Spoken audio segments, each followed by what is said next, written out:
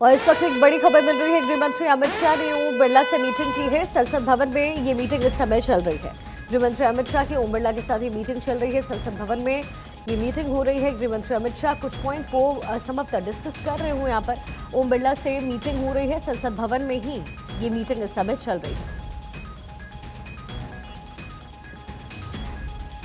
तो एक तरफ तो संसद में वक्फ बिल को लेकर के चर्चा हो रही है। इस समय टीएमसी सांसद बोल रहे हैं और वहीं दूसरी तरफ ओम बिरला और गृह मंत्री अमित शाह की तरफ से मीटिंग हो रही है संसद के अंदर ही। हमारी पॉलिटिकल एडिटर अदिति नागर कनेक्टेड है। अदिति, अचानक ये मीटिंग क्यों, क्या पर्पस है इसका?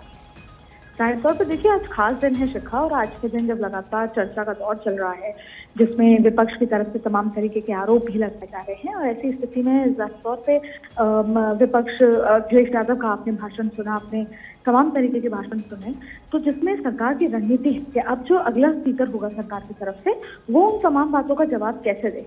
जब संवैधानिक रूप पर आरोप लगते हैं, जब तमाम तरीके के, जैसे आपने देखा होगा कि 0 आवर में जब सबसे पहले केरला के एक सांसद ने आरोप लगाया कि ये संवैधानिक तरीके से नहीं रखा गया, तो जब भी जेपीसी में आता है तो उसको एक बिल के रूप में पेश किया जाता है। तो अमित शाह ने इंटरवेंशन करके कहा कि किस तरीके से उसको पहले कैबिनेट ने अप्रूवल दिया, जेपीसी की मांगों को इंक्लूड किया।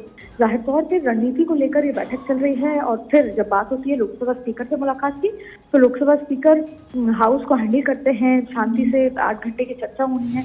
ऐसे में न सिर्फ लोकसभा स्पीकर के साथ बल्कि अमित शाह की अपने पार्टी के नेताओं के साथ भी अलग अलग स्तर पर मुलाकात हो रही है। और जो अगले स्पीकर होंगे, जो भी उनको किस तरीके से, जो उनकी स्पीच है उसमें किस तरीके से लॉजिकल पॉइंट जो लगातार जो आरोप विपक्ष की तरफ से लग रहे हैं उसको लेकर क्या कटाक्ष करना है, तो पूरी रणनीति के साथ यहाँ पर तैयारी हो रही है। और इसके अलावा मैं अभी हाउस के अंदर मौजूद थी, मैंने देखा कि दिल्ली प्रदेश से और दिल्ली के कार्यकर्ताओं में तमाम बड़ी संख्या में महिलाएं यहाँ पर पहुंची हैं।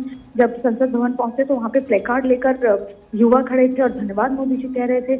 और जो मुस्लिम मोर्चा है उनकी तरफ से भी तमाम जो कार्यकर्ता हैं वो धन्यवाद कार्ड लेके पहुंचे। जिस तरीके से मुझे याद है जब महिला आरक्षण बिल पारित हुआ था और उस समय जो भीड़ और उस समय जो उत्साह नजर आ रहा था पार्लियामेंट में, आज संसद भवन की लॉबी के अंदर उसी तरह का उत्साह है।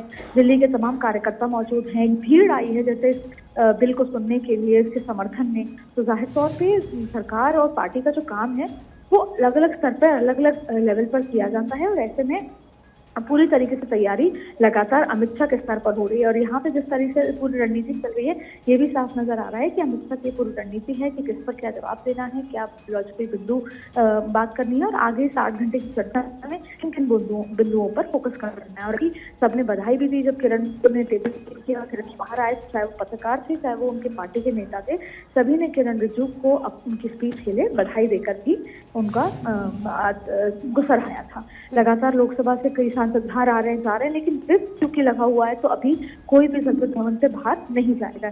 ऐसे में आज जाहिर तौर पे एक अलग तरह का माहौल है, लेकिन इस बीच में बैठकों का दौर सरकार की तरफ से लगातार जारी है। चलिए ठीक है अदिति, बहुत शुक्रिया आपका।